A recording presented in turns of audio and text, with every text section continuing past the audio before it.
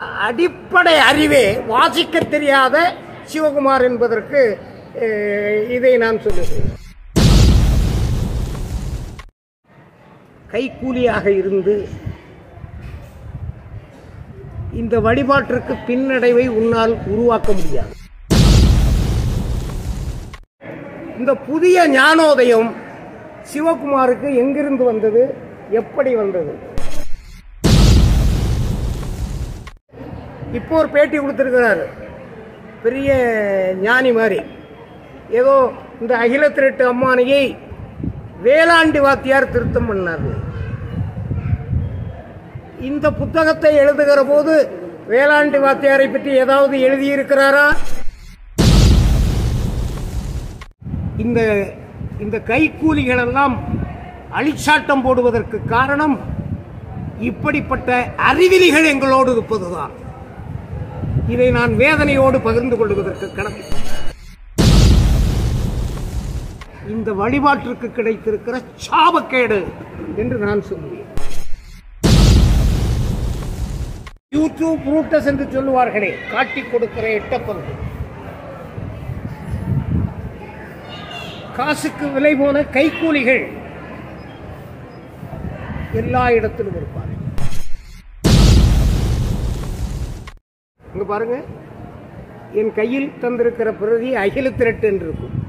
நான் சொன்னேன், ஐயா அருளிய அந்த ஆகமும் அகில திரட்டு அம்மானை, நீங்கள் அம்மானையை எடுத்திருக்கிறீர்கள் என்று சொன்னேன். சில கைக்கூலிகளை அவர்கள் பயன்படுத்தி சொல்லுவார்கள். பல்வேறு நிலைகளிலே நம்மை முடக்க பார்த்தவர்கள் இன்று நாம் மிகப்பெரிய எழுச்சியை பெறுவதிலே வேதனை கொள்ளுகிறார். ஒரு காலத்தில் மறைத்தவர்கள் ஒரு புறம், நாம் மறைக்கவில்லை. நாம் தலைமைப்பதியிலே நடைபெறுகிற திரு ஏடு வாசிப்பை நேரடி ஒளிபரப்பில் செய்து கொண்டிருக்கிறோம். ஆர்த்தி செல்வகுமார் என்பவர் ஒரு நாள் இரவு ஒரு 10 மணி அளவில் என்னுடைய இல்லத்திற்கு வருகிறார். இந்த ப்ரூஃப் பார்ப்பதற்காக கொண்டு வந்த புத்தகம் இதில் நான் நிறைய குறைகள் இருப்பதை, பிழைகள் இருப்பதை, சொறிகள் இருப்பதை இதிலே சுட்டி காட்டுகிறேன். தொலைபேசியிலே அழைத்தேன், சிவகுமார் ஐயா வாருங்கள், நிறைய தவறு இருக்கிறது, இதை திருத்தவே முடியாதோ என்று கேட்டேன்.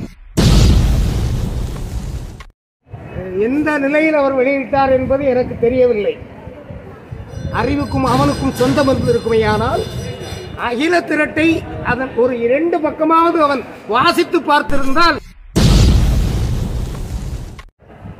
மாசி 19 தான் ஐயா என்னுடைய உதய நாள், மாசி 20 இல்லை என்று சொல்லியிருக்கிறார். தீர்வு வரும், வைகுண்டரும் தருவார், வைகுண்டர் தருவார் என்று பார்த்து கொண்டிருக்கிற நிலையில் மக்களும் இல்லை. அநியாய கேடர்களுடைய கேடுகளின் முடிவுக்கு கொண்டு வருவதற்குரிய சூழல் உருவாக்கப்படுவோம். இந்த வேளாண்டி வாத்தியார் இந்த புத்தகத்தை முதலில் விடும்போது எங்கே போனார்? இவனுக்கு வேளாண்டியும் தெரியாது, ஏதோ ஒரு மாயாண்டி இவனை இயக்குகிறான், இவன் கைக்கூலியாக இருக்கிறான். வேளாண்டி ஆசான் ஐயாவளியிலே அவர் பலவற்றை தந்திருக்கிறார். இவனுக்கு தெரியுமா? உங்களுக்கு யாருக்காவது வேளாண்டி ஆசானை பற்றி தெரியுமா? தெரியாது. முன்மதம் இருந்தது, அந்த முன்மதத்தை நான் வழிபட வேண்டிய அவசியமில்லை என்கிற நிலைப்பாட்டில் சர்வமும் வைகுண்டமயம் என்று வாழக்கூடியவன். நான் சொல்றேன் முட்டாளே, சம்பூர்ண தேவன் பூலோகத்துக்கு வரவே இல்லை. நாங்க முத்துக்குட்டின்னு சொன்னா எங்க பெரியாட்கள் மண்டையில கொட்டிடுவாங்க. ஏன்னா முத்துக்குட்டின்னு அழைக்கப்பட்டாலும் வைத்த பெயர் முடிசூர்ந்து. எல்லாரும் இந்த உலகத்தில் இருக்கவெல்லாம் இவனோட மாதிரி முட்டாளா? நீ முட்டாளாக இருக்கலாம், உலகை உன்னால் முட்டாளாக்க முடியாது. ஐயாவினுடைய பிள்ளைகள் சாதாரணமானவர்கள் அல்ல, அன்னப்பறவையை விடவும் சிறப்பானவர்கள். நீ எவனோ ஒருவனுக்கிட்ட கைக்கூலி வாங்கிக்கிட்டு மடை மாற்றுவதற்கு எடுக்கிற முயற்சிகள் வெல்லாது. ஐயா சிவகுமார் அவர்களே, அறிவும் ஆற்றலும் உள்ளவர்களே, இந்த வரிக்கு உங்களுடைய பதில் என்ன? உள்ளே போன சடம் அதே நிலைப்பாட்டில் என்னை வெளியே போச்சோன்னா அவனுக்கு மோகன்தானே இவனுக்கு மோகன்தானேன்னு எல்லாம் சொல்லி எங்களை பரிகாசம் செய்வார்களே. நீங்கள் என்னை கடவுள் வெளியே போ என்று சொல்லுகிறீர்களே என்று கேட்கிறாரே.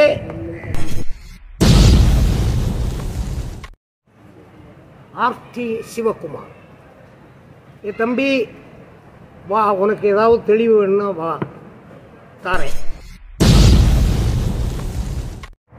வேளாண்டி வாத்தியாரு என்ன செய்தார்னு உனக்கு தெரியல, எவனோ சொல்லி தந்தான்ட்டு சொல்லாத.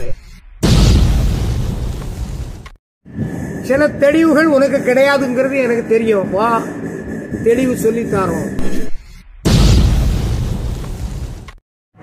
ஜனாதிபதியும் ஆசாமி போல ஒருத்தன் தானே என்கிட்ட வந்தா. நான் ஆசாமி இல்லை, எனக்கு கொஞ்சம் கொஞ்சம் அகில திருட்டு தெரியும், இந்த வழிபாடு தெரியும்னால தான் அன்னைக்கே உன்னை கலத்தி விட்டேன். அல்லது மதமாற்றத்தால் இப்பொழுது பெரிதாக நாம் காணவில்லையே என்று இருக்கிற சபையோரிடம் கையேந்தி வருகிறாயா எனக்கு தெரியவில்லை. உன்னுடைய தொழிலை நீ பார், அதிலே நாங்கள் தடையேதும் சொல்லவில்லை. அந்த தொழிலும் எப்படியெல்லாம் நடத்தப்பட்டது என்பதையும் இந்த நாடும் அறியும், நானும் அறிவேன். இந்த வழிபாட்டினுடைய வளர்ச்சியையும் எழுச்சியையும் எவன் நினைத்தாலும் தடுத்திட முடியாது. ராஜேந்திரன் நாடார் அகிலத்திரட்டை பார்த்துவிட்டு அவருடைய ஆசைகளை அங்கே எழுதி வைத்திருக்கலாம். அதுதான் ஐயா அருளிய அகில திரட்டு என்று நீ நினைத்திருந்தால் உன்னை விடமும் முட்டாளாக எவனும் இருக்க முடியாது.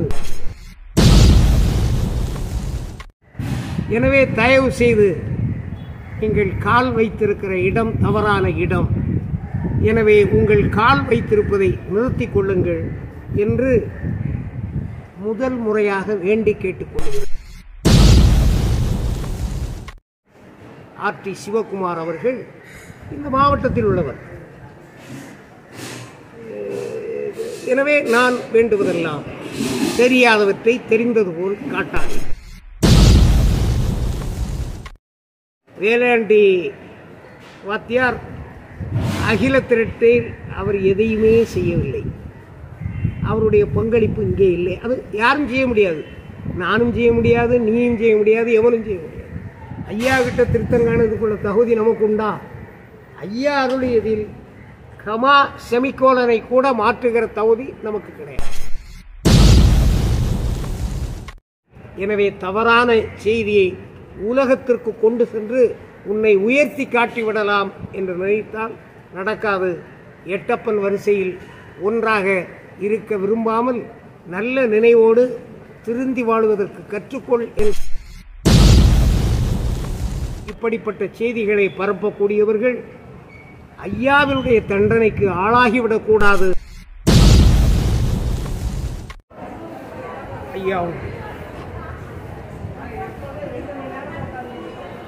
ஐயா வைகுண்டரை கடவுளாக ஏற்று ஐயா வைகுண்டர் தலைமைப்பதி முதல் மக்கள் அமைத்திருக்கிற தாங்கல்கள் பதிகள் வழிபாட்டு தலங்களாக ஏற்றுக்கொண்டு அகில திரட்டு அம்மானையை ஆகமமாக ஏற்றுக்கொண்ட ஒரு வழிபாடுதான் ஐயாவும். ஒரு 193 வருடத்திற்குள்ளாக அளப்பரிய வளர்ச்சியை இந்த வழிபாடு கண்டுகொண்டிருக்கிறது. 193 வருடங்களுக்கு முன்னால் நம்மை ஆதிக்கம் செலுத்தி அடிமையாக்கி ஆலய வழிபாட்டு உரிமைகள் மட்டுமல்லாமல் பல்வேறு நிலைகளில் நம்முடைய மனித உரிமைகளை மறுத்தவர். தாய்மார்களுக்கு எந்த உரிமையுமே இல்லாமல் மேலாடை அணிவதற்கு கூட உரிமை இல்லாமல் மறுத்தவர். ஐயாவினுடைய வருகைக்கு பின்னால் 1008 மாசி 20க்கு பின்னால் ஐயா உருவாக்கிய இந்த வழிபாடு சமத்துவத்தை இந்த உலகத்திற்கு போதித்தது. ஆதிக்க சக்திகள் நம்மை அடக்கி வைத்து தாழ்த்தி வைத்ததை தற்காத்து தாழ கிடப்பாரை தற்காப்பதே தர்மம் என்று ஒரு புதிய தர்மத்தை ஐயா நமக்கு உருவாக்கி காட்டினார். அதன் மூலமாக ஆலயத்துக்குள்ளே செல்ல முடியாது என்கிற நிலையில் இருந்தவர்கள், தெருக்களில் செல்ல முடியாது என்கிற நிலையில் இருந்தவர்கள் எல்லாம் ஆலயத்தை தாங்களாகவே அமைத்து அதிலே பணிவிடை பார்த்து இன்று பல்லாயிரக்கணக்கான ஐயாவளி தாங்கல்களும் பதிகளும் இந்த உலகத்தை உருவாகி இருக்கிறார். இதனால் ஆதிக்க சக்திகள் சரிந்து போயிருக்கிறார்கள். அன்று ஆலயத்துக்குள்ளே நம்மை அனுமதிக்க மாட்டோம் என்று தடுத்தவர்கள் இன்று வாருங்கள் வாருங்கள் நாமெல்லாம் ஒன்று என்று இன்று குரல் கொடுக்கிறார்கள். என்ன காரணம் என்றால் இன்று ஆலய பிரவேசத்தை மறுத்தால் அங்கேயும் செல்ல முடியாது என்கிற நிலை வந்து அவைகளை எல்லாம் பூட்ட வேண்டிய நிலை வரும் என்பதுதான் நிதர்சனமான உண்மை. இந்த உண்மையால் பாதிக்கப்பட்டவர்கள் என்று சொல்லுகிற போது முன்பு நம்மை ஆதிக்கம் செலுத்தியவர்கள் பாதிக்கப்பட்டிருக்கிறார்கள்.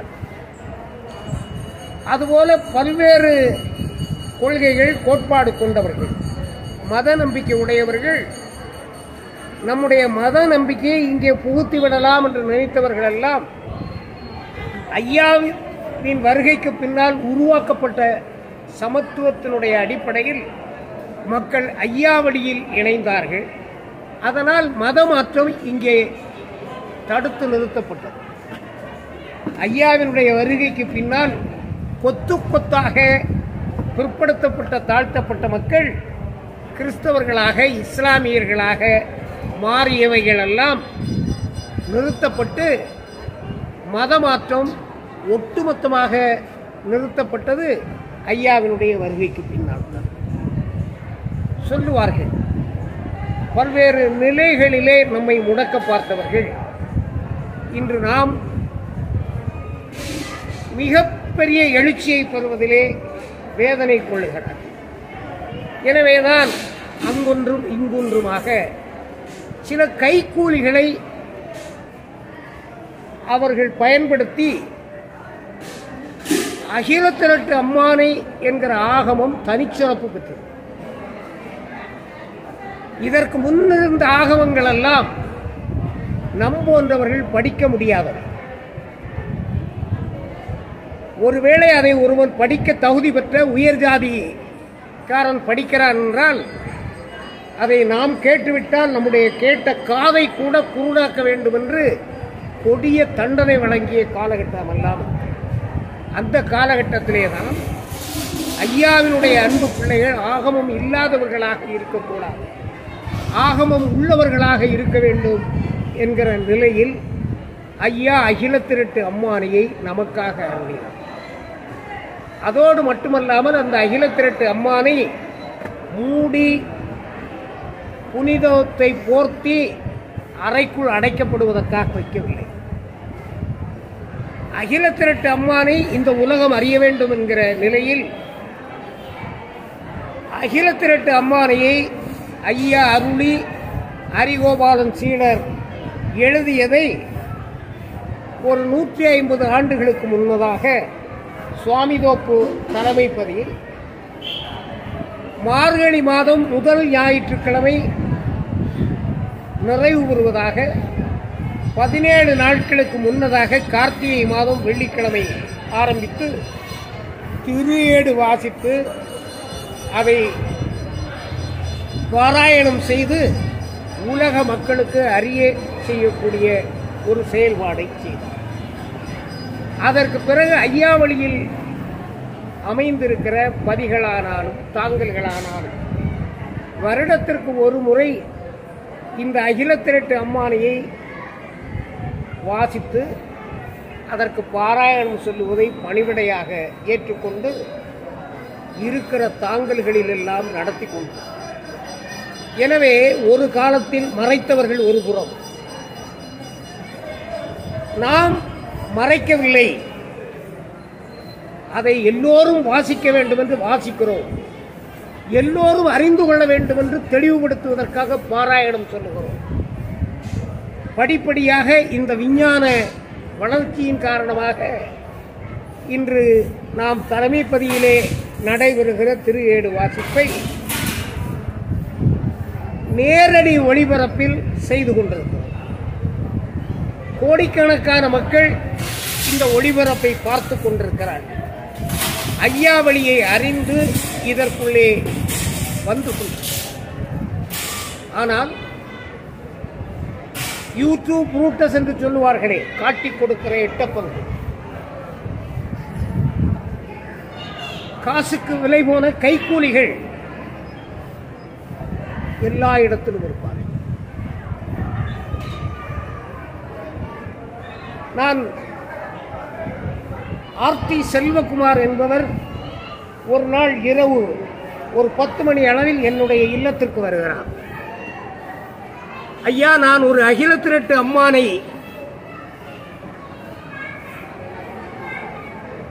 எழுதி வெளியிடவிருக்கிறேன்,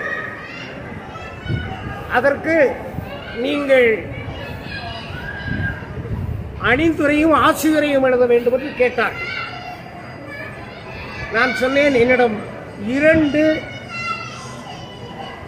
காப்பிகளை கொண்டு வாருங்கள், நான் திருத்தி தருகிறேன், அதற்கு பிறகு நீங்கள் வெளியிடலாம் என்றேன். அவர்கள் அவசரமாக வெளியிட வேண்டும் என்றார். நான் அவசரத்திற்கு என்னால் ஒத்துக்கொள்ள முடியாது என்று சொல்லி ஒரு 30 நாள் அவகாசம் கேட்டேன். அப்படி என்றால் தான் நான் அதற்கு அணிந்துரை தருவேன் என்று சொன்னேன். அப்பொழுது ஆவணி மாதம் 3ஆம் திருநாளில் பதிக்கு கொண்டு வந்தார். நான் கேட்டது போல அந்த ப்ரூஃப் பார்ப்பதற்காக கொண்டு வந்த புத்தகம் 2 நகல்களை கேட்டிருந்தேன், தந்தார்கள். அவர்கள் 1 வைத்திருந்தார்கள். 3ஐயும் நான் பள்ளியறையில் நியமித்துவிட்டு இந்த பணி சிறக்கட்டும் என்று எடுத்துக் கொடுக்கிற போது எனக்கு திடீரென்று தோன்றி நான் சொன்னேன், இப்படி ஒரு புத்தகத்தை வெளியிட வேண்டும் என்று வந்திருக்கிறார்கள், திருத்தம் இருந்தால் திருத்தம் செய்து தருவேன், பிழையில்லாத திருஏடு வெளியிட வேண்டும் என்பதை நான் ஐயாவினுடைய திருநடையிலே இருந்த ஒலிபெருக்கியிலே பேசிவிட்டு, அப்படி திருத்தத்திற்கு ஒத்துக்கொள்ளாவிட்டால் இந்த புத்தகத்தை பொறுத்தவரையில் நான் ஏற்றுக்கொள்ள மாட்டேன் என்று சொல்லி திருநடையில் வைத்து இந்த புத்தகத்தை எடுத்து கொடுக்கிற போது 2 புத்தகத்தை நான் எடுத்துக்கொண்டேன். இதை திருத்துவதற்காக நான் MT பெரியவன் ஐயாவிடம் ஒரு புத்தகத்தை கொடுத்தேன், ஒன்றை நான் வைத்திருந்தேன். அப்பொழுது அவரோடு கொட்டங்காடு பதியில் இருக்கிற பணிவிடையாளர், இந்த பதியினுடைய நிர்வாகி ஐயா கொட்டங்காடு குணா என்கிற குணசேகரனும் என்னோடு கேட்டேன், குணா சரிதானே என்றேன். சரிதான் ஐயா, பிழை இல்லாத ஏடைத்தான் நீங்கள் வெளியிட வேண்டும் என்று சொன்னார். நான் சொன்னேன், 8ஆம் திருநாள் நீங்கள் வர வேண்டும், அதிலிருந்து நாம் சரிபார்க்க வேண்டும் என்று சொன்னேன். சரி என்று அவர்கள் சென்றார்கள். நான் நாமமிடுகிற இடத்திலிருந்து பதியனுடைய முகப்புக்கு வரும் முன்னால் அவருடைய திருஏட்டினுடைய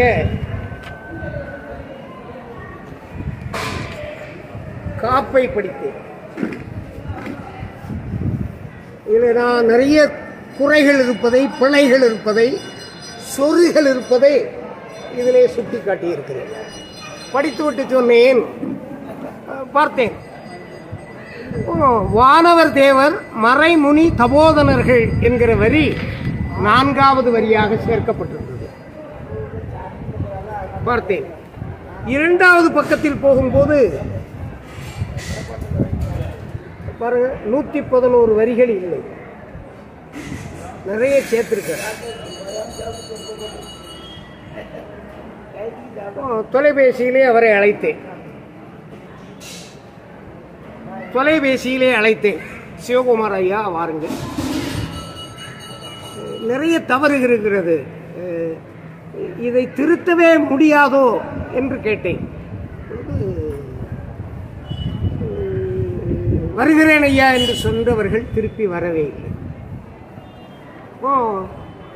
ஒரு திருத்தத்தை நான் சொன்னதனுடைய அடிப்படையிலே செய்திருக்கிறார்கள். இங்க பாருங்க, என் கையில் தந்திருக்கிற பிரதி அகிலத்திரட்டு என்று இருக்கும். நான் சொன்னேன், ஐயா அருளிய அந்த ஆகமும் அகிலத்திரட்டு அம்மானை, நீங்கள் அம்மானையை எடுத்திருக்கிறீர்கள் என்று சொன்னேன். அதற்கு பிறகு இந்த கழுகு வேண்டாம் என்று. ஆனால் அவர்கள் புத்தகம் வெளியிடுகிற போது இது ரெண்டையும் என்னுடைய கோரிக்கையை ஏற்றுக்கொண்டு அவர்கள் வெளியிட்டிருக்கிறார்கள். அந்த கோரிக்கையை இந்த ரெண்டையும் ஏற்றிருக்கிறார்கள். அந்த புத்தகம் வெளியிடுகிற போது அகிலத்திரட்டில் ஆழமான அறிவும் தேர்ச்சியும் முதிர்வும், கேட்கிற கேள்விகளுக்கு பதில் சொல்லுகிற தெளிவும் உள்ள ஐயா ஆசாமி அவர்கள் அதை வெளியிட்டார். ஆசாமின்னா பெரிய அறிவாளி, அகிலத்திரட்டை பற்றி தெளிவாக பேசக்கூடிய. இந்த வழிபாட்டிற்கு கிடைத்திருக்கிற சாபக்கேடு என்று நான் சொல்லுவேன். அகிலத்திரட்டு தெரியுமா என்றால் தெரியாது. இப்பொழுது கூட தன்னுடைய அவகாசம் என்று சொல்லுவார். அந்த நேரத்திலும் அகிலத்திரட்டுக்கு பாராயணம் சொல்லி 17 நாட்களும் அந்த பணிவிடையை பார்த்தவன் நான் தான். எதையுமே தெரியாத ஒருவன் இந்த புத்தகத்தை வெளியிட்டார். அதுதான் நம்முடைய சாபக்கேடு. இந்த கைக்கூலிகள் எல்லாம் அழிச்சாட்டம் போடுவதற்கு காரணம் இப்படிப்பட்ட அறிவிலிகள் எங்களோடு இருப்பதுதான். இதை நான் வேதனையோடு பகிர்ந்து கொள்வதற்கு கடமை. இவர் இந்த புத்தகத்தில் எழுதியிருக்கிறார். கொஞ்சம் விரிவாகவே சிலவற்றை சொல்ல வேண்டிய நிலை இருக்கிறது.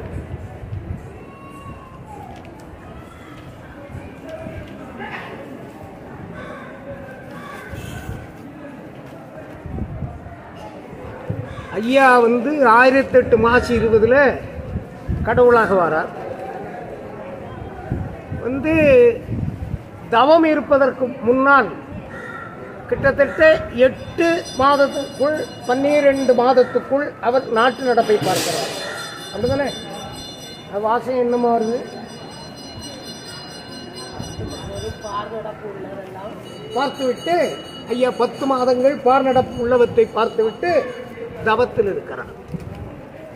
தவத்தில் இருக்கிற போது அந்த தவம் அவர் பெற்ற விஞ்சையில் 6 ஆண்டு காலம் தவம் இருக்க வேண்டும் என்கிற நியதிப்படி தவம் இருக்கிறார். அந்த தவத்தில் அவர் எந்த பிரேக், அதாவது தவத்தை நிறுத்தி வச்சுட்டு அவர் செய்யவில்லை. தொடர்ந்து அந்த தவம் இருக்கிறார். அந்த தவத்துக்கு எப்பொழுது இடையூறு வருகிறது என்றால் 5 வருடம் நிறைவு பெற்றது பின்னால் திருவிதாங்கூர் மகாராஜா ஐயாவை கைது செய்ய வரும்போதுதான் இடையூறு வருகிறது. அப்பொழுது கூட அவர் தவத்தில் இருக்கிறவர் பால்கடலுக்குள்ளே ஓடிப்போய் நாராயணரிடம் இப்படி வருகிறான், என்ன செய்ய வேண்டும் என்று கேட்டுவிட்டு மீண்டும் தவத்தில் இருக்கிற போது ஐயாவை கைது செய்து கொண்டு செல்லுகிறான், கொடுமைப்படுத்துகிறான். 3.25 மாதம் கழித்து ஐயா மீண்டும் வந்து அந்த தவத்தை செய்கிறார். இந்த தவம் இருக்கிற போது 5 வருடங்கள் கழிந்ததற்கு பிறகு துவையல் தவசு முதல் 6 மாத காலம் வாவைப்பதியில் நடக்கிறது, அடுத்த 6 மாத காலம் முட்டப்பதியில் நடக்கிறது. அந்த துவையல் தவசில் உச்சிப்படிப்பு, உகப்பெருக்கு, போதிப்புகளெல்லாம் ஐயாவால் அவர்களுக்கு எப்படி அருளப்பட்டு அவர்கள் அங்கே செய்கிறார்கள். ஐயா அங்கு போகவே இல்லை, தவத்தில் இருக்கிறார், அங்கே ஐயா போகவில்லை. எப்படி அரியோபாலன் சீடருக்கு அருளினாரோ அதுபோல இவைகளெல்லாம் அங்கே அருளினார். இவர் அவருடைய புத்தகத்தில் பார்த்துடுங்க, 2 ஆண்டு தவம் முடித்ததற்கு பிறகு தெற்கு தாமிரபரணிக்கு போனார்.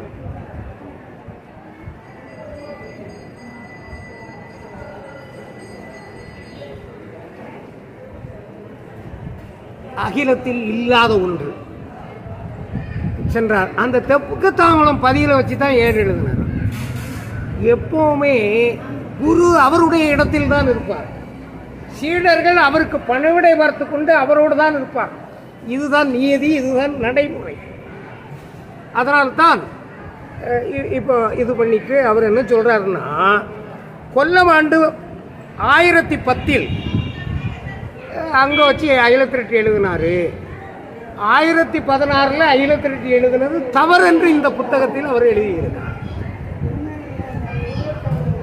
இங்கோ எங்க ஆள் இருக்காரே ஒருத்தர் பெரியவர் ராசாமி, அவர் ஆராய்ச்சி செய்து இதை கண்டுபிடித்திருக்கிறார், அவரை போற்றுகிறேன் என்று இந்த புத்தகத்தை வெளியிடுகிற போது அவர் வெளியிட்டார்.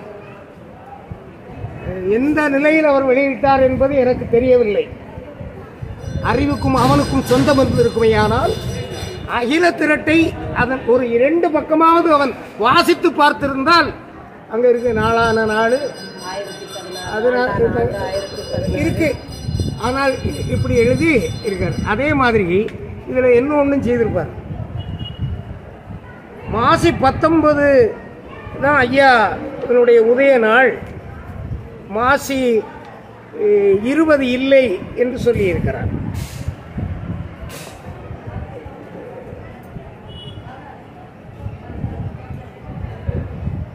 அப்போ நான் இந்த ஆசாமி கிட்ட கேட்டேன், பதியிலே இந்த புத்தகம் வெளியிட்டதற்கு பிறகு ஒரு 10ஆம் திருநாளில் கேட்டேன், இந்த புத்தகத்தை வெளியிட்டிருக்கிறீர்களே, உங்களுடைய நிர்வாகம் வருகிற போது நீங்கள் மாசி 19 தான் வைகுண்ட உதய தினம் என்று அறிவிப்பீர்களா என்று கேட்டேன். அறிவித்திருந்தா மக்கள் நிற்றிருப்பார்களா? இது ஒரு கேள்வி. நான் இப்போ ஒரு பேட்டி கொடுத்திருக்கிறார், பெரிய ஞானி மாதிரி. ஏதோ இந்த அகில திரட்டு அம்மானையை வேளாண்டி வாத்தியார் திருத்தம் பண்ணார். இந்த புத்தகத்தை எழுதுகிற போது வேளாண்டி வாத்தியாரை பற்றி ஏதாவது எழுதியிருக்கிறாரா? அப்ப சொல்லியிருக்கணும் இல்ல. இந்த புதிய ஞானோதயம் சிவகுமாருக்கு எங்கிருந்து வந்தது, எப்படி வந்தது? இந்த புத்தகத்தில் அதை சொல்லலை. அவர் சொல்லுகிறார், அதாவது ஒரு புத்தகம் எழுதக்கூடியவர் அந்த புத்தகத்தை எழுதிய நிலைக்கு எடுத்துக்காட்டுக்கள் சொல்ல மாட்டார். அவர் சாட்சியாக வேளாண்டி எழுதினாருங்கிறதுக்கு சாட்சியாக சொல்லுகிறார். அடிப்படை அறிவே வாசிக்க தெரியாத சிவகுமார் என்பதற்கு இதை நான் சொல்லுகிறேன். பாருங்க, முதல்ல வரும்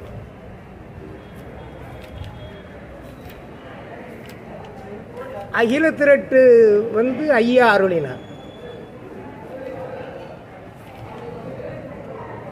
ஐயா அகில திரட்ட அணுகிறார், அருளுகிறார்.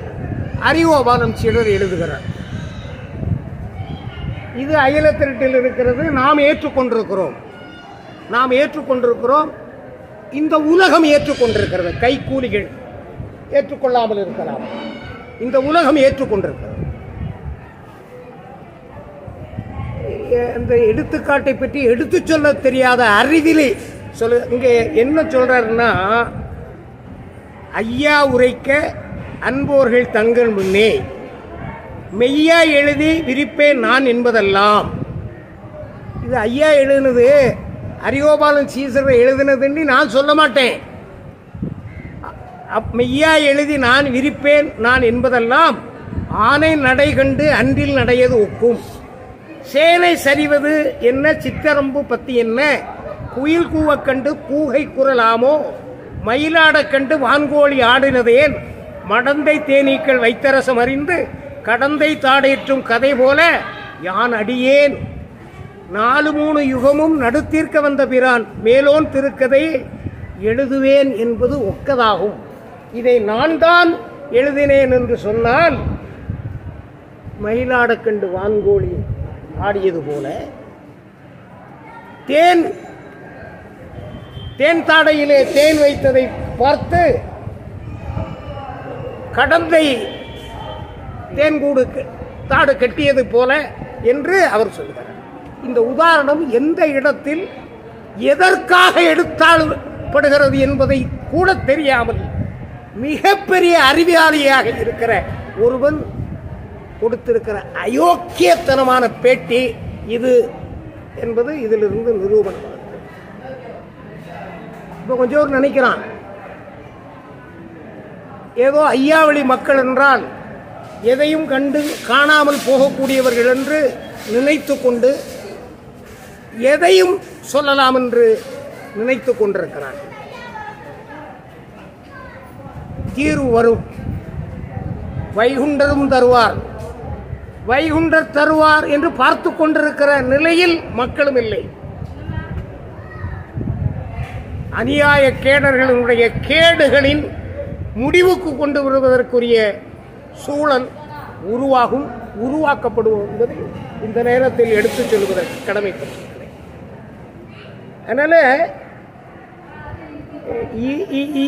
இதுல அகிலத்திரட்டு அம்மானை ஐயா அருளியது, அரிகோபாலன் எழுதியது என்பதை ஒத்துக்கொண்டிருக்கிறான்.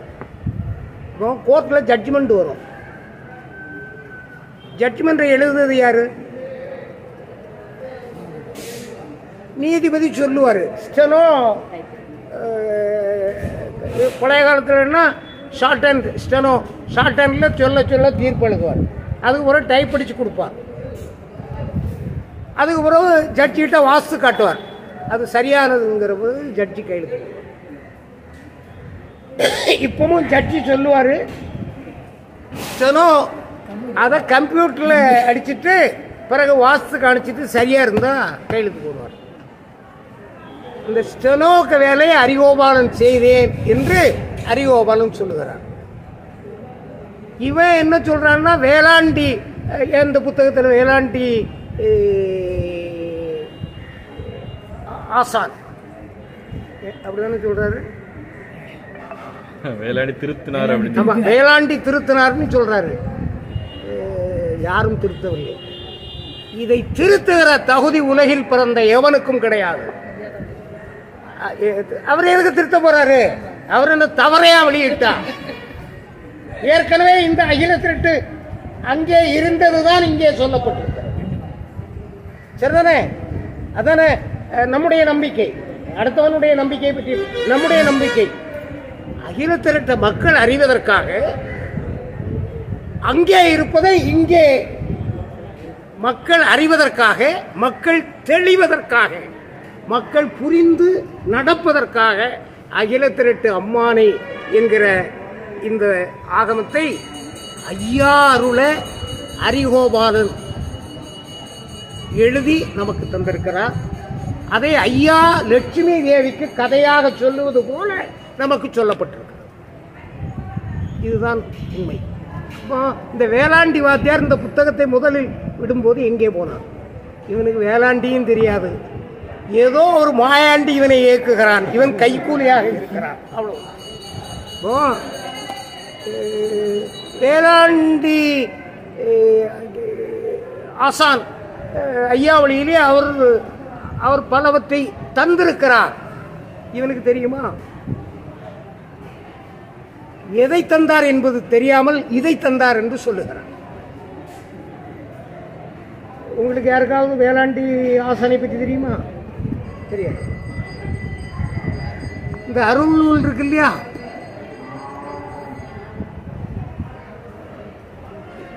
அருள் நூல் வந்து மாப்பு, இந்த போதிப்பு, உகப்பெருக்கு, பெரிய உகப்படிப்பு, உச்சுப்படிப்பு, இப்போ பாலப்படிப்பு, இப்படிப்பட்டவைகளெல்லாம் அந்த அதை தொகுத்து தந்தவர் வேளாண்டி ஆசான். இப்போ நம்மக்கிட்ட இருக்கு இல்லையா அருள் நூல், அகில திரட்டு ஐயா அருளியது. ஐயா உச்சி படிப்பு உகப்படிப்பை படிக்க வச்சாரு. அங்க இருந்தவங்களை, துவையல் தவசில் இருந்தவங்களை, அதை இப்படியெல்லாம் படித்தவங்கிறத எழுதி ஒரு புத்தக வடிவில் தந்தது அருள் நூலை தந்தவர் வேளாண்டி ஆசான். சரிதான ஐயா? இதான் நடைமுறை. இந்த புத்தகத்தில் வெளியிட்டிருக்கிற செய்திக்கு புறம்பாக ஒரு செய்தியையும் அவர் சொல்றாரு.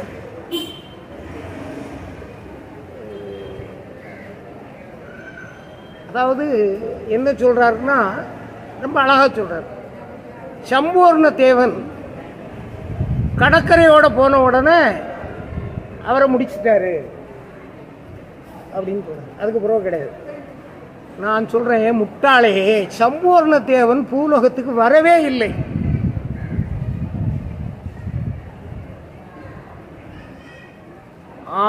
அதாவது கலியுகம் உருவாக்கப்பட்டிருக்கிறது.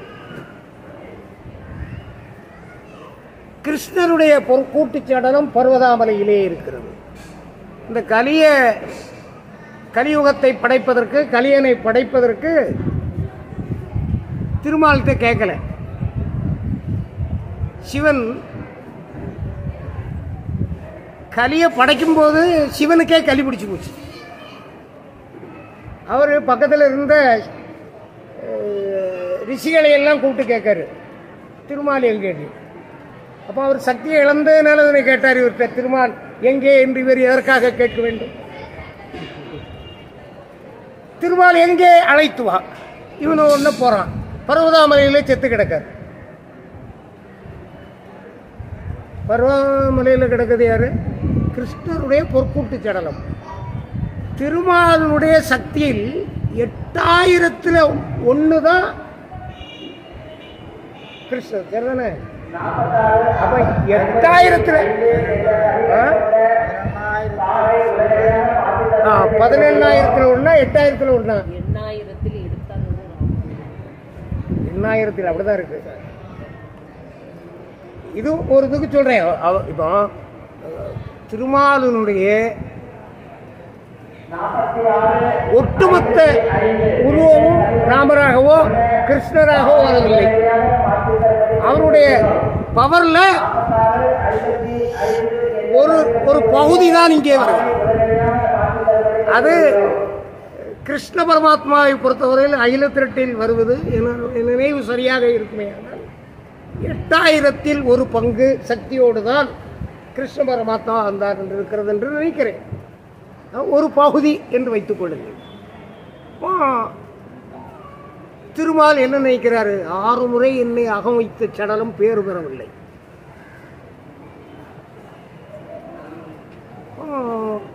பொற்கூட்டு சடலத்தை எடுத்துட்டு சொல்றாங்க. பொற்கூட்டு சடலத்தை எடுத்துட்டு வராங்க. எடுத்துட்டு வந்த உடனே திருமால் அந்த சடலத்தை பிடிச்சு முத்துகிறார்.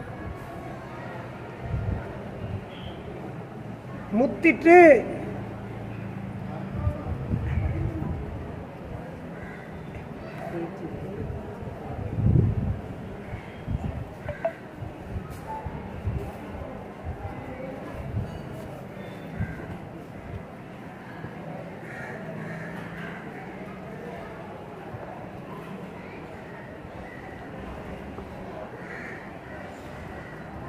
கண்டாரே காயாம்பூ கண்ணர் முன்கூடதையும் கொண்டாடி கூடுதனை குளிர்ந்த ரதம் மீதேற்றி நடந்தார் கைலைநாதர் திருக்கூட்டம் அதை வடந்தார மார்வன் வாய்த்தாரி நாரணரும் பார்த்து சடமதை பதிந்த முகத்தோடு அணைத்து, அதுக்கப்புறம் கொஞ்சம் வரிகள், நீ செய்த நன்றி நினைக்கு உரைக்க கூடாது, நான் உனக்கும் நன்றி மிக கேடு என்று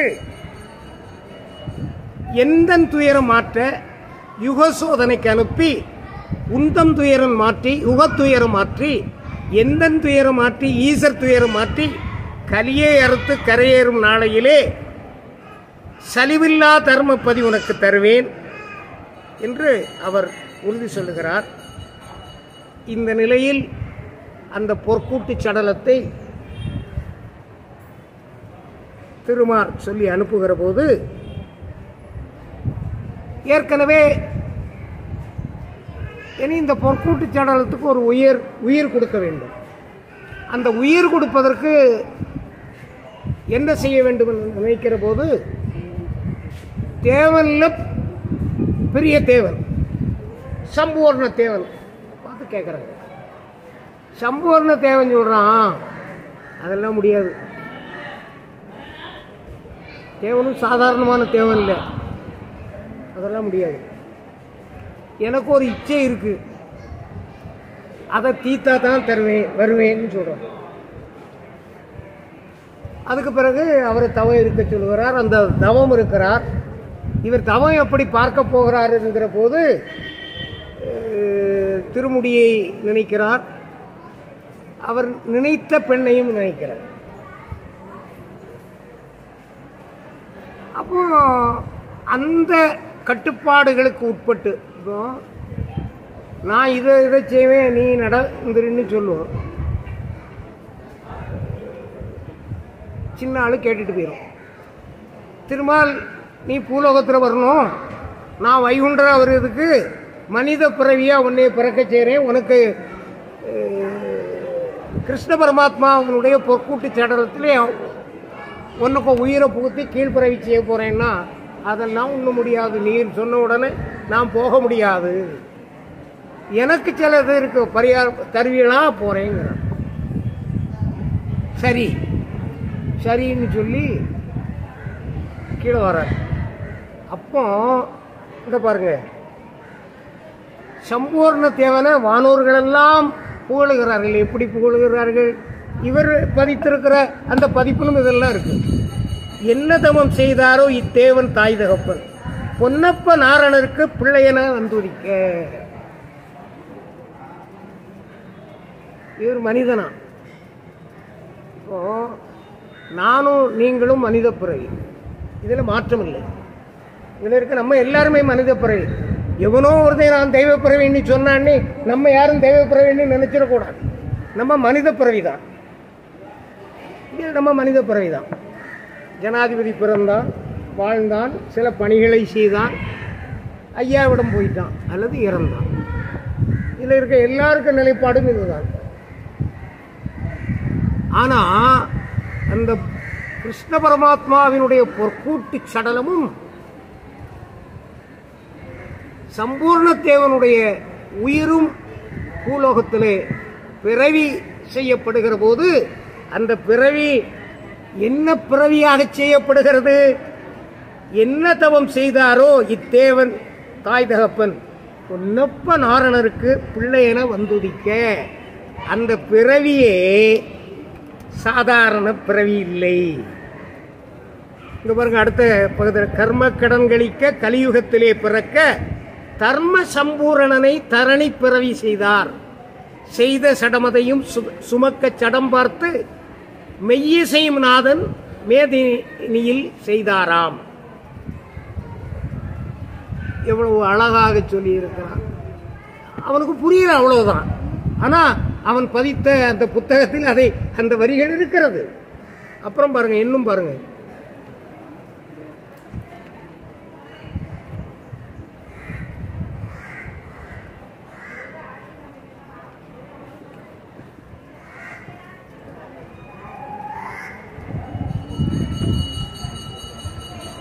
இங்க பூலகத்தில் சம்பூர்ணர் பிறக்கவில்லை, அப்படிதானே?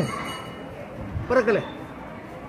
சம்பூர்ணருடைய உயிரும் கிருஷ்ண பரமாத்மாவினுடைய பொற்கூட்டி சடலமும் பூலோகத்தில் வந்து பிறக்குது. யாருக்கு பிறக்குது? நம்மை போன்று ஒரு தாய் தகவல் பொண்ணு மாடன் வெயிலாளுக்கு பிறக்குது.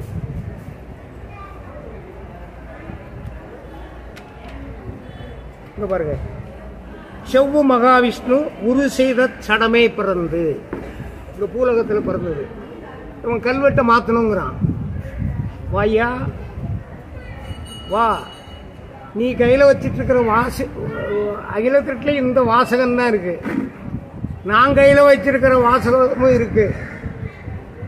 சில வரிகளை எடுத்திருக்கிற அகிலத்திலேயும் இந்த வாசகம் இருக்கு. நீ எதையோ ஒன்று எடுத்துடலாம், எதையும் எடுக்க முடியாது. அப்படி சொல்லி அந்த பிறந்து வளர்ந்து பெருமை புகழ் காட்டி மடந்தரா முன்னமைந்து மாதை உறவாடி பூலோக மனுக்கள் பிள்ளை போலே வளர்ந்து மாலேற்க பூசை மனையில் மறவாமல் எதிர்த்தோரை அடக்கி எல்லோருக்கும் நல்லவராய் சொல்லி அவருடைய மனித பிறவியில் 24 வருடமும் அவர் எப்படி வாழ்ந்தார் என்கிற வாழ்க்கையை சொல்லி, அது மனித பிறவியாக இருந்தாலும் ஒரு தனிப்பிறவி, ஒரு தெய்வ பிறவி, வைகுண்டர் என்கிற தெய்வமாக ஒரு தெய்வம் உருவாகுவதற்கு உடலாகவும் உயிராகவும் அமைந்த பிறவி.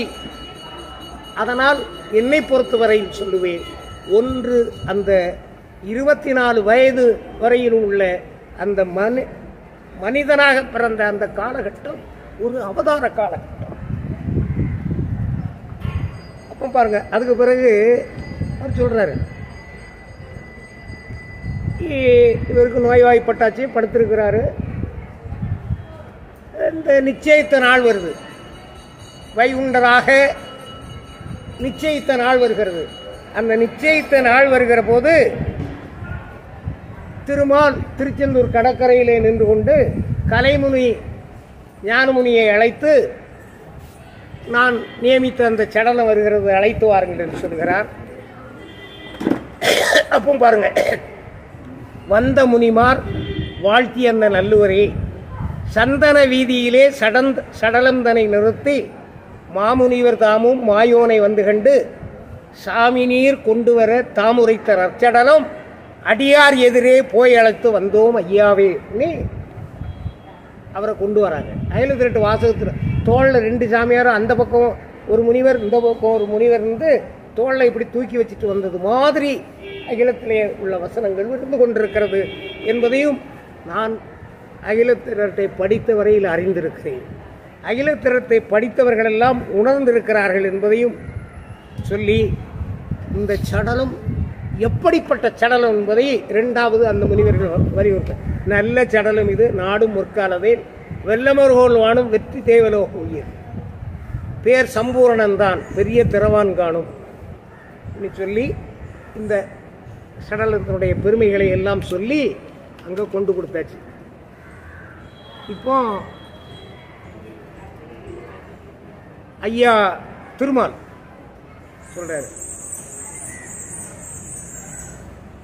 என்ன சொல்றாருன்னா, இந்த 2 முனிமார்களும் மேலுள்ள சடலம் தன்னை மிகு முனிமாறே நீங்கள் நாளுள்ள தெருக்கள் தோறும் நடத்தியே தரையில் உருட்டி பாலுள்ள பதத்தில் கொண்டு பழவினை தீர காட்டி மாலுள்ளம் புகுத நாட்டி வாருங்கோ சினமே என்றார். 2 முனிவர்களும் சம்பூர்ண தேவனுடைய பூலோக பிறவி, முடிசூடும் இருமாள் என்று பெயர் வைத்தார்கள். அந்த காலகட்டத்தில் அந்த பெயர் வைக்க முடியாது, ராஜ தடை இருந்ததால் முத்துக்குட்டி என்று அழைத்ததாக சொல்லுவார். நான் பார்த்தீங்கன்னா ஐயாவளியில் உள்ள நிறைய ஆட்கள் அவங்க பிள்ளைகளுக்கு முடிசூடும் பெருமாள்னு பேர் வச்சுருப்பாங்க, முத்துக்குட்டின்னு பேர் வச்சுருப்பாங்க. ஆனால் நாங்கள்லாம் சின்ன பிள்ளையில கோபாலகிருஷ்ண ஐயா ஒரு வேளையில் அறிந்திருப்பாங்க. நாங்கள் முத்துக்குட்டின்னு சொன்னால் எங்கள் பெரிய ஆட்கள் மண்டையில் கொட்டிடுவாங்க. ஏன்னா முத்துக்குட்டின்னு அழைக்கப்பட்டாலும் வைத்த பெயர் முடிசூடும் பெருமாள். இப்போ அது அப்படி சொல்லி இங்கே தான் கணிசம் போட்டது தான் ஐயா முக்கியம். அதுதான் ஐயா சொன்னேன், அதைத்தான் சொன்னேன். ராஜ தடை இருந்ததுனால முடிசூடும் பெருமாள் என்று சொல்ல முடியாமல் முத்துக்குட்டி என்று அழைக்கப்பட்டார். அப்போ இங்கே தான் அவர் வரார். நீங்கள் கொஞ்சம் நீண்டமாக வந்து இவர் சொல்கிறார் சம்பூர்ணம் இடையில போயிட்டாருங்க. சம்பூர்ணம் இங்கேயே வரல,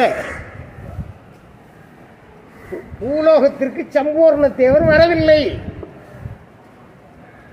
சம்பூர்ண தேவருடைய உயிரும் பொற்கூட்டு சடலமும் இங்கே முடிசூடும் பெருமாள் என்கிற குழந்தையாக பிறந்து 24 வயதில் அழைக்கப்பட்டு வருகிற போது சொல்றாங்க. இங்க திருமால் சொல்றார் முனிமார், இவளை குளிப்பாட்டுங்க, நீங்க கொண்டு வந்தால தெருவெல்லாம் சுற்றி கொண்டு வாருங்க. அப்படி கொண்டு வரும்போது திருமால் உள்ளம் எப்பவுமே திருமால் திருமால் நினைக்கிற அளவுக்கு அந்த உள்ளத்தில் ஒரு ஒத்தை சிந்தனையை உருவாக்கி அழைத்து வாருங்கள் என்று சொல்லுகிறார். இப்போ நம்ம எடுத்துக்கிடுவோம், முத்திரிகணத்தில் முத்திரிப்பதம் விடுவோம். முத்திரிப்பதம் விட்டுட்டு பதிக்க வரும்போது ஐயா சிவ சிவ சிவ சிவா அரகரா அரகரா, சிவ சிவ சிவ சிவா அரகரா அரகரா சொல்லி ஒருவர் சொல்ல மற்றவர் சொல்லி சொல்லி வருவது நம்முடைய உள்ளத்துக்குள் இந்த இந்த நிலைப்பாடு தக்க வைப்பதற்காக சொல்கிறோம். அதுபோல் சொல்லி அனுப்புகிறார். அதுக்கு பிறகு பார்த்தீங்கன்னா இவள் சுற்றிட்டு வரச்சில் திருமால் அங்கே காணல, அவர் கடலுக்குள்ளே போயாச்சு. லட்சுமி தேவி அங்கே மகர சிலையாக இருக்கிறார். அப்போ இவள் மாலுள்ளம் புகுத நாட்டி வீதியில் உருட்டி கொண்டு வரார். கடற்கரையில் வரும்போது திருமாலை பார்க்கவில்லை. திருமால் எங்கே போயிட்டாரு? மகர மீனுக்குள்ளே போயிட்டார். அது பாருங்க, மகர முன் சென்று மகனை மிக நினைக்க.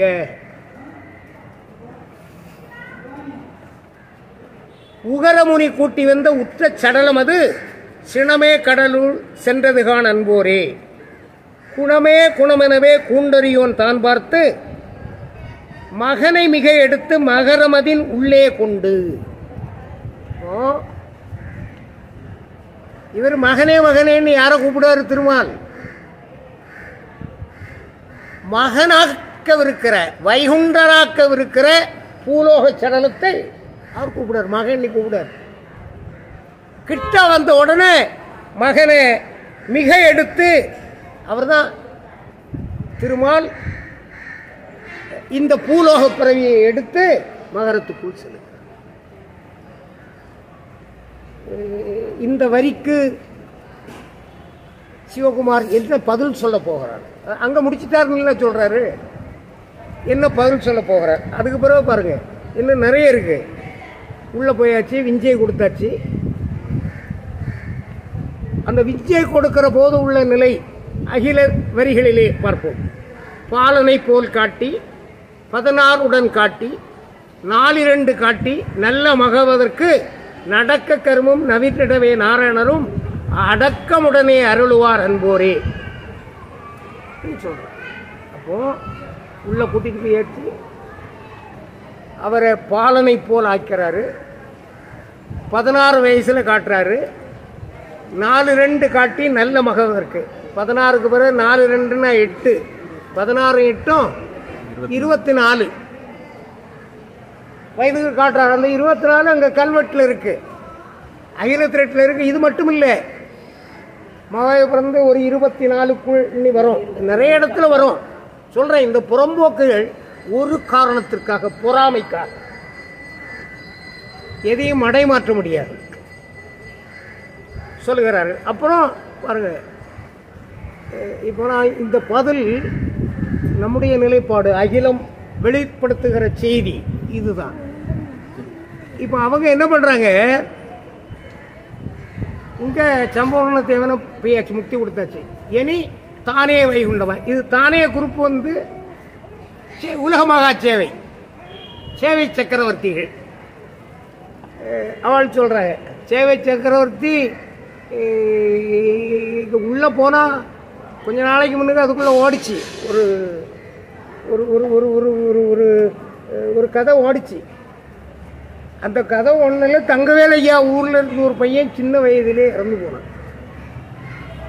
அதுக்கு மேலே விளக்கம் சொல்ல வேண்டிய தேவையில்லை. அப்போ கூட ஐயாவளிக்காரன் அவமானம் ஐயாவளிக்கு வந்து விடுமே என்று பாதிக்கப்பட்ட பெண் என்னிடம் வந்தபோது நான் புகார் கொடுக்கவில்லை. தங்கவேல் ஐயாட்ட கூப்பிட்டு கேட்டேன். அவர் சொன்னார், ஏதோ ஒரு முத்து, நல்ல முத்துங்கிற ஒரு நல்ல முத்து தான் இந்த முத்தத்தில் இருந்தார். எல்லாம் செய்திகள் வந்தது. நான் அதை பற்றி கவலைப்படலை. வேண்டாம், விட்டது தான். இப்போ பாருங்கள், என்ன எல்லாரும் இந்த உலகத்தில் இருக்கமெல்லாம் இவனோட மாதிரி முட்டாளா? நீ முட்டாளாக இருக்கலாம், உலகை உன்னால் முட்டாளாக்க முடியாது.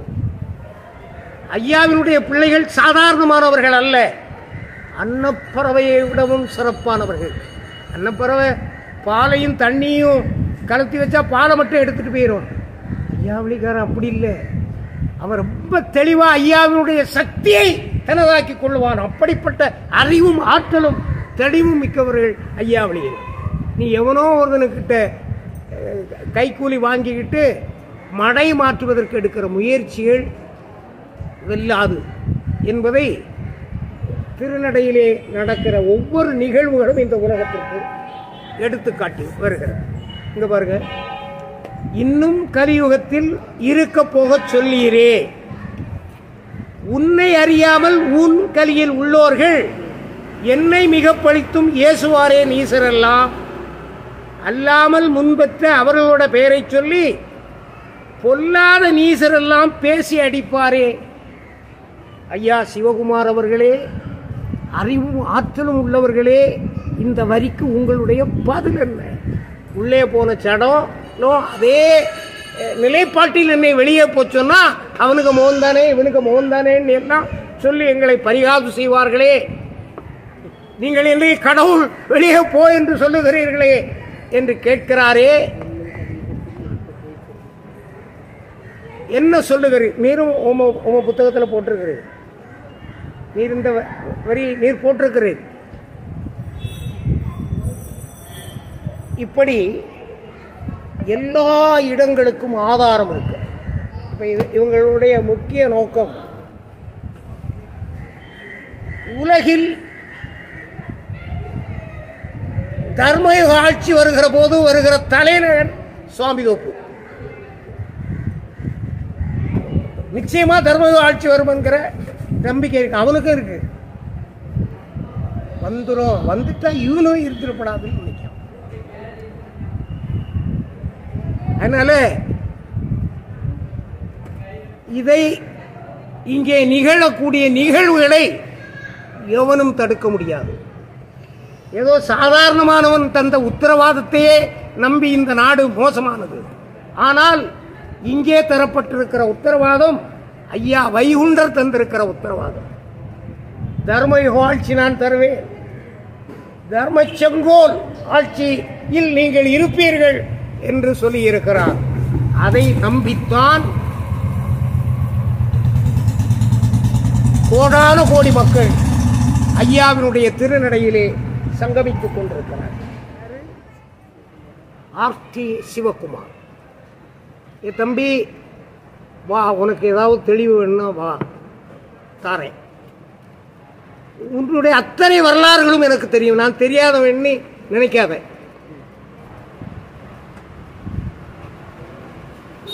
எனக்கு நல்லா தெரியும்.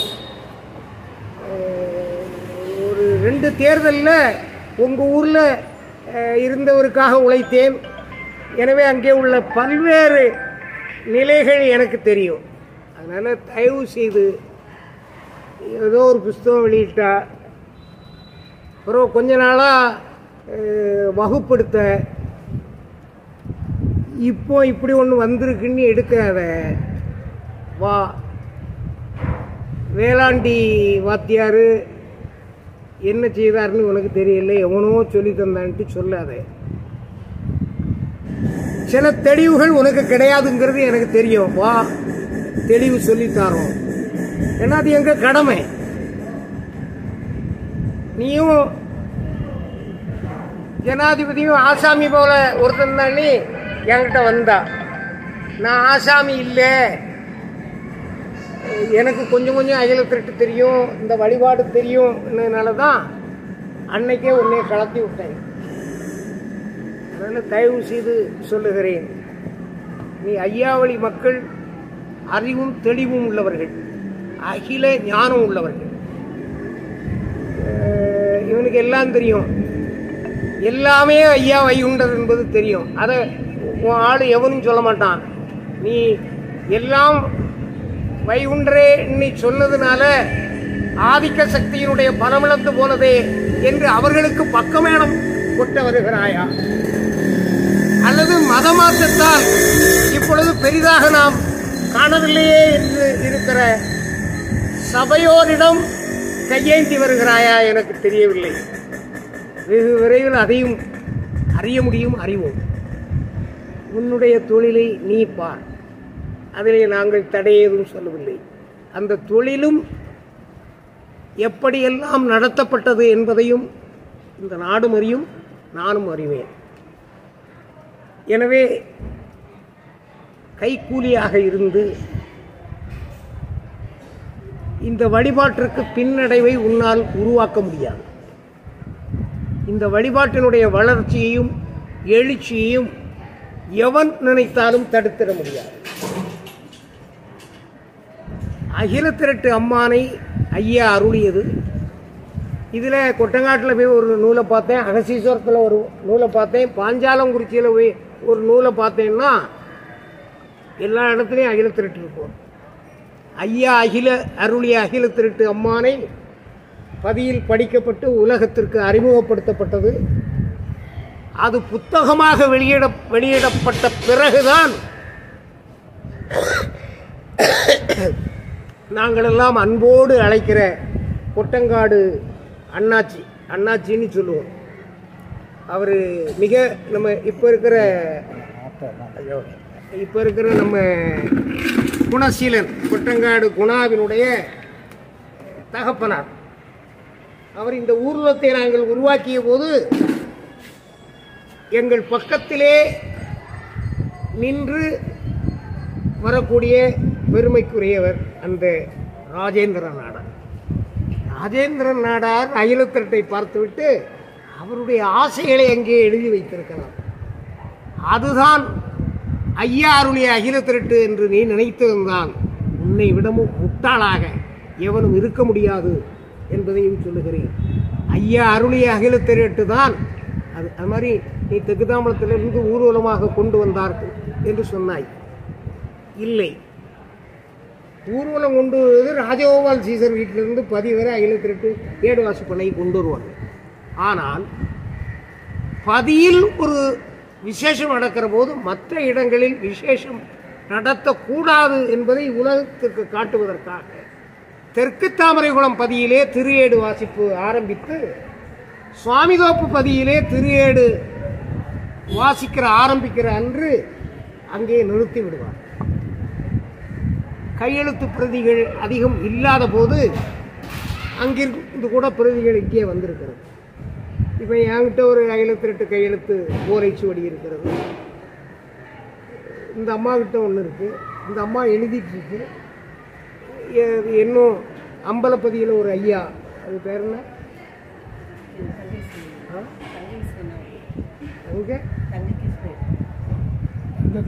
தங்க கிருஷ்ணர் ஐயா அவர்கள் ஒரு ஏடை எழுதி வைத்திருக்கிறார்கள். இன்னொரு ஏடு எழுதி தர வேண்டும் என்று சொல்லியிருக்கிறேன். அதுபோல பதியிலே திருஏடு வாசிக்கிற போது திருஏடு ஏட்டை பிடித்து வாசிக்க தெரிந்தவர்கள் எல்லாம் வாருங்கள் என்று சொல்லியிருக்கிறேன். நான் கிட்டத்தட்ட 3 முறை என்று நினைக்கிறேன் தலைமை பதியிலே திருஏடு வாசித்த போது அதை முகநூலிலே நேரடியாக ஒளிப்பதிவு செய்தேன். 4 கோடியா 4 முறையாக செய்திருக்கிறேன். அதற்கு முன்பும் பல முறை நான் வீடியோ எடுத்து வெளியிட்டிருக்கிறேன். இதுவரையிலும் எந்த விமர்சனங்களும் வரவில்லை. அங்கே நீங்கள் வந்திருக்கலாம். எனவே தயவு செய்து நீங்கள் கால் வைத்திருக்கிற இடம் தவறான இடம். எனவே உங்கள் கால் வைத்திருப்பதை நிறுத்திக் கொள்ளுங்கள் என்று முதல் முறையாக வேண்டி கேட்டுக்கொள்வதற்கு கடமைப்பட்டிருக்கிறேன். ஆர்டி சிவகுமார் அவர்கள் இந்த மாவட்டத்தில் உள்ளவர். எனவே நான் வேண்டுவதெல்லாம் தெரியாதவற்றை தெரிந்தது போல் காட்டாதீர்கள். வேலாண்டி வாத்தியார் அகில திரட்டை அவர் எதையுமே செய்யவில்லை. அவருடைய பங்களிப்பு இங்கே இல்லை. அது யாரும் செய்ய முடியாது. நானும் செய்ய முடியாது, நீயும் செய்ய முடியாது, எவனும் செய்ய முடியாது. ஐயா கிட்ட திருத்தம் காணதுக்குள்ள தகுதி நமக்கு உண்டா? ஐயா அருளியதில் கமா செமிகோலனை கூட மாற்றுகிற தகுதி நமக்கு கிடையாது. நம்ம அச்சடிக்கிற போது அல்லது பார்த்து எழுதுகிற போது எழுத்துப்பிழைகள் வரலாம், அதை பற்றி கவலை இல்லை. எனவே தவறான செய்தியை உலகத்திற்கு கொண்டு சென்று உன்னை உயர்த்தி காட்டிவிடலாம் என்று நினைத்தால் நடக்காது. எட்டப்பன் வரிசையில் ஒன்றாக இருக்க விரும்பாமல் நல்ல நினைவோடு திருந்தி வாழ்வதற்கு கற்றுக்கொள் என்கிற வேண்டுதலோடு இப்படிப்பட்ட செய்திகளை பரப்பக்கூடியவர்கள் ஐயாவினுடைய தண்டனைக்கு ஆளாகிவிடக்கூடாது என்பதையும் நான் எடுத்துச் சொல்லுவதற்கு கடமைப்பட்டிருக்கிறேன். காரணம், ஐயா சொல்லுகிறார், நான் திரியேடு வாசிக்கிற போது அதை அவ்வளவாக சொல்ல மாட்டேன், இருந்தாலும் இன்று சொல்லுவதற்கு கடமைப்பட்டிருக்கிறேன். அன்போர்க்கு பூசித்து நின்ற பூரணங்கள் கிட்டுமடா. பழித்தோர் நகைத்தோர் பதில் எதிரியாய் பறைந்தோர் கழித்தோர் வறுமை கண்டு கடுநரகம் கிடுவர். மலடியும் இக்கதையை மா விருப்பத்தோடு இழகித்தன அளந்தோரை நாடித்தான் கேட்பாளாம் ஆயின் என் ஆணை பார்வதியாள் தன்னாணை உன் ஆணை மதலே உடனே கிடைக்குமடா. குட்டமது கொண்டோர் குணம் வைத்து கேட்பீரால் திட்டமது சொன்னோம் தீரும் திரு ஆணை என்று பல்வேறு ஐயா ஆணைகளை தந்திருக்கிறார். அந்த ஆணையிலே பழித்தோர் நகைத்தோர் பதில் எதிரியாய் பறைந்தோர் கழித்தோர் வறுமை கண்டு கடுநரகம் புக்கிடுவர் என்று சொல்லுகிறார். மன்னிப்பது மனிதகுலம். இந்த வரிகளை நினைத்து ஐயாவிடம் மன்னிப்பு கேட்டுக்கொண்டு நல்வாழ்வு வாழ்வதற்கு உன்னை வேண்டுகிறேன். அன்பு வணக்கம் ஐயா.